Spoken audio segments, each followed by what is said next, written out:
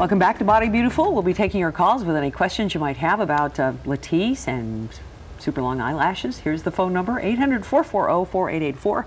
And again, we'll be putting the number for the doctor's office up during and after the segment. So be ready with your pen and paper to jot this down. And remember, or lipstick, write it on your hand with your lipstick. Any advice we give you today, you always want a second opinion.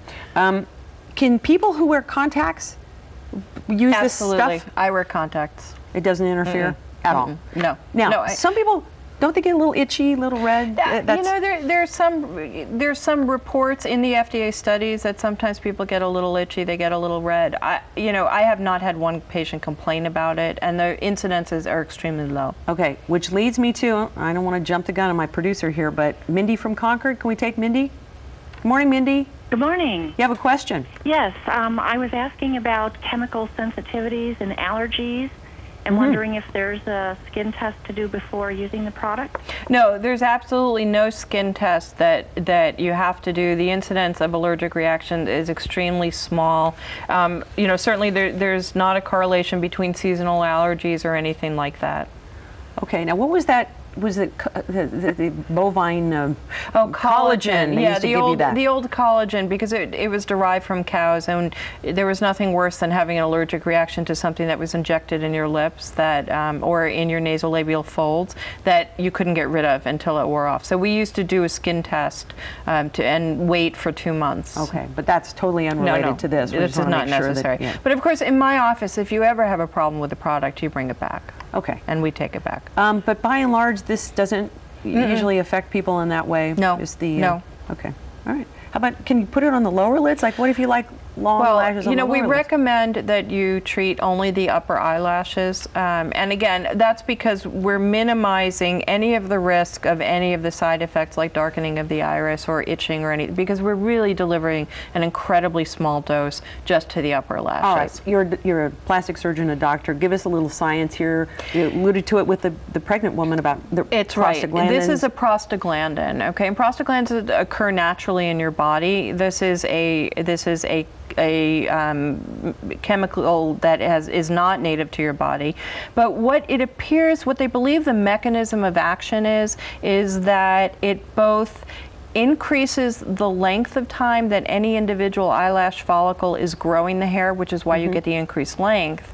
And it also increases the length of time that that hair is maintained in the follicle. So in other words, all of our hair cycles. Right, there's a growth cycle. Exactly. So the hair will grow, it will be maintained, and then it will be shed.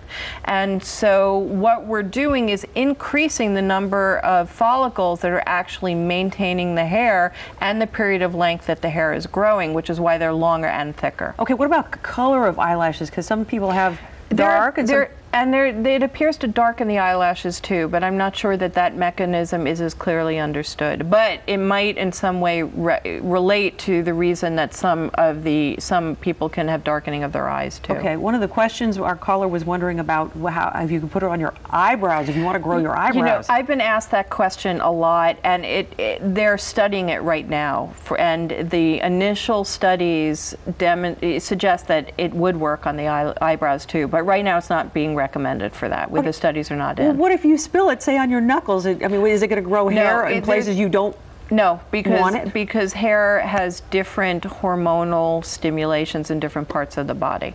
Okay, can we go to Alicia from Redwood City? We can get one really quick question in. Alicia, can you ask your question really quickly for the doc?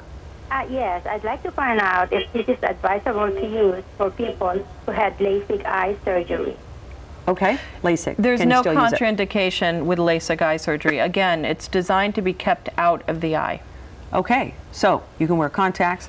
LASIK is fine, not during pregnancy. Very important. Right. And you've tried it yourself. I'm loving it. Okay, and we got close-up shots of your eyes without mascara. Right, and now I have one coat of mascara on. Did you have dark lashes like that before? No, my eyelashes are actually blonde.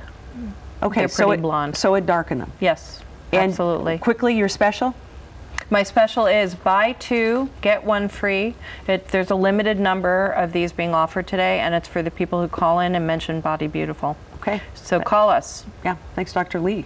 If you want to call her, that number, 510-704-2170, or check her out on the web at artfulsurgery.com. Thank you once again for joining us, Dr. Lee. Thank you for We'd love to have having you on me. this show. And join us for another edition of Body Beautiful next week. Have a good day, everybody.